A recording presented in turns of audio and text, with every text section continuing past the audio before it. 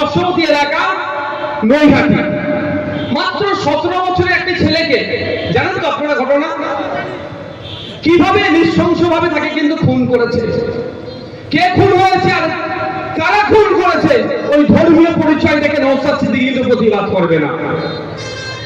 অন্যায় হয়েছে, চরম অন্যায় হয়েছে। তাকে যারা যারা যার সাথে খুনের সাথে যারা যুক্ত তারা না ছাড় পায়, এই মঞ্চ থেকেও আমরা এই আওয়াজ তুলছি। আমরা ধর্মীয় পরিচয় দেখে প্রতিবাদ করব না, সিলেক্টিভ প্রতিবাদ করার পক্ষে আমরা নয়। যে অন্যায় করেছে, যারা যারা এর সাথে যুক্ত, কোন রাজনৈতিক রং না দেখে, ধর্মীয় রং না দেখে, ওই 17 বছরের তরতাজা ছেলেটিকে যারা খুন করেছে প্রত্যেককে ধরে জেলের মধ্যে রাখা হোক এবং সর্বোচ্চ শাস্তির ব্যবস্থা হোক, এ দাবি আমরা চেষ্টা করছি।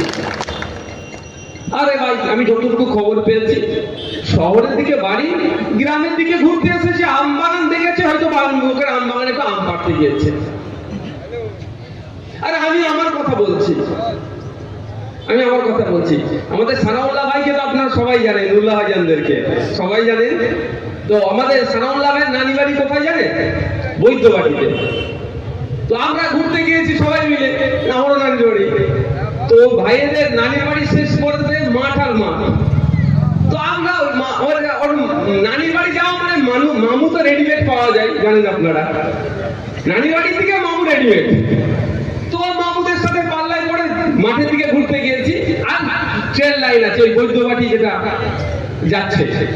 তো ওই মামু এবার কিছু দূর গিয়ে ঘুরছি, দেখি একটা ওই পানি ফল চাষ হচ্ছে। আমাদের এদিকে কিন্তু ফুরফুরাশির দিকে পানি ফল চাষ হয় না। তো আমি মামুকে আমরা বললাম, মামু পানি ফল কিন্তু তুলবো? মামু বলেছে হ্যাঁ তোলো না, আমাদেরই লোকজন, অসুবিধা নেই। আমি জিজ্ঞাসা করেছি আমরা যে মামু পানি ফল তুলে খাবো? বলছে হ্যাঁ তোলো, আমাদেরই লোকজন। এবার এপারে যখন তুলছি দিকে ওপর থেকে চিল্লাছে, কারারে ধর ধর ধর, আমরা দিক দিয়ে ছুটে পালিয়েছি। তো কথা হচ্ছে, আমরা কি ইচ্ছাকৃতভাবে চুরি করার জন্য তুলতে গেছি না?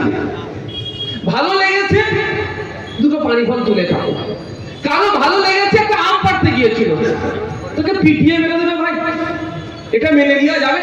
আর অসভ্য বর্বরদের রাজনীতির কথা বলবেন না, ওরা রাজনীতি করতে এসেছে, ও ভোট পেটে গেলে ছেলেটার কথা ভুলে যাবে। যদি এরা সত্যিকারের অর্থে হিন্দু বিরোধী পাশে থাকার ইচ্ছা থাকতো তাহলে সোদপুরের তিলোত্তমা এতক্ষণ পরে তার বিচারটা পেয়ে যেত। সিবিআই বলছে তিলোত্তমাকে যেখানে খুন করা হয়েছিল, যে করিডোর ছিল 54 থেকে 55 জন ওই সময় ওই করিডোর দিয়ে যাতায়াত করেছে, কিন্তু সিবিআই একজনকেও চিনতে পারছে না ওগুলো কারা। হতে পারে দিল্লি থেকে এসেছে, সিবিআই চিনতে পারছে না, কিন্তু চিনার জন্য তো পদ্ধতি আছে ভাই। পদ্ধতিটা কি? সোশ্যাল মিডিয়াতে পাবলিশ করে দেওয়া দরকার। এই 55 জনকে খুঁজে পাচ্ছ কেউ? দেখি এদের নাম ঠিকানা যদি কেউ জানতে পারো আমাদেরকে দাও ভাই। মিডিয়ার মাধ্যমে, নিউজ প্রিন্ট মিডিয়ার মাধ্যমে, ডিজিটাল প্ল্যাটফর্মের মাধ্যমে, তাহলে ওই নামগুলো তো পাবলিশ করতে পারতো, সরি ছবিগুলো, যে ভাই এরা কারা একটু খুঁজে দাও তো, এদেরকে জিজ্ঞাসাবাদ করতে হবে। তিলোত্তমার যে দিনকে খুন হয় সেই দিনকে এখানে কেন ঘুরছিল, কিন্তু করেছে না, এরা বাঁচিয়েছে। আবার এরা ধর্ম দেখে এরা সিলেক্টিভ প্রোটেস্ট করে, এরা প্রোটেস্ট করতে এদের রাজনৈতিক ফায়দা নেওয়ার জন্য।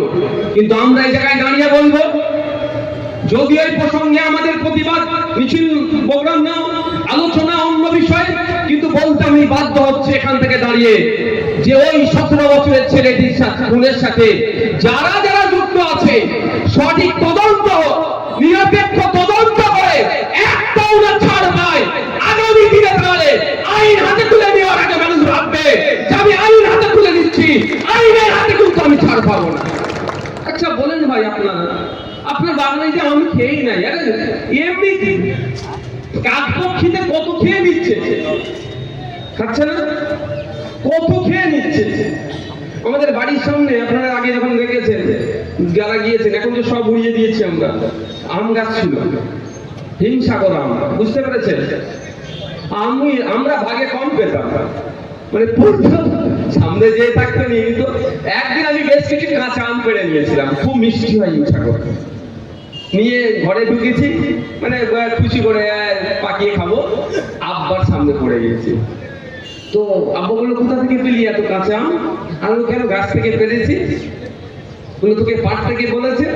আর না, আমরা তো কম পাই ভাগে, কারণ সব আপনারা যান পরে, যার সামনে পড়ে সে কুড়োয়। Thank you. যার সামনে পড়ে সে কুড়িয়ে নেয়, আমরা ভাগে কম পাই জন্য কিছু পেরে দিয়েছি। তো তারা দিয়েছিল যে অতটা ফলন হচ্ছে নিশ্চিত ভাবে যা ওদের খাওয়ার জন্যই আল্লাহ এত দিচ্ছে।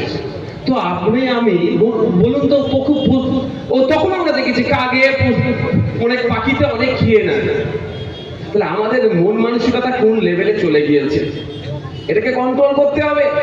আর এখন যদি দেখেন আপনি যে ওর ধর্মীয় পরিচয়টা মুসলমান, আর যাকে মেরেছে ও হিন্দু, ওই বিজেপির বড় বড় নেতাদের মতো যদি ওই যেমন প্রতিবাদ করছে, আপনি চুপ করে যাবেন, তাহলে বিজেপি আর আপনার মধ্যে কিছু কিন্তু পার্থক্য থাকবে না। আমাদেরকে অন্যায়ের বিরুদ্ধে কি করতে হবে? কথা বলতে হবে।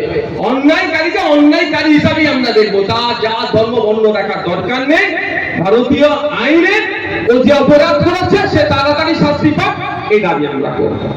আমি